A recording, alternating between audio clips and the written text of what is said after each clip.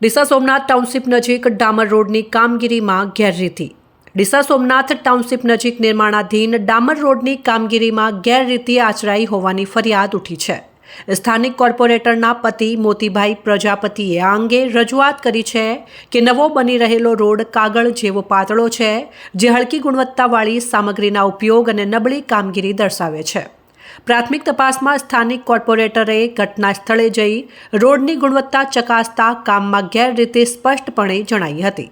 નબળી ગુણવત્તાવાળા રોડ રસ્તા બનતા હોવાથી પાલિકાના કોન્ટ્રાક્ટરોની કામગીરી સામે પણ સવાલો ઊભા થયા છે। આ અંગે પાલિકા પ્રમુખનો સંપર્ક સાધતા તેમણે જણાવ્યું હતું કે સ્થાનિક કોર્પોરેટરે આ બાબતે તેમના ધ્યાન પર લાવી છે। તેમણે ખાતરી આપી હતી કે આવી હલકી ગુણવત્તાવાળી કામગીરી ચલાવી લેવામાં આવશે નહીં અને યોગ્ય કાર્યવાહી કરવામાં આવશે। આ ઘટનાને પગલે શહેરી વિસ્તારમાં બની રહેલા અન્ય રોડ રસ્તાઓની ગુણવત્તા પર પણ પ્રશ્નાર્થ સર્જાયો છે।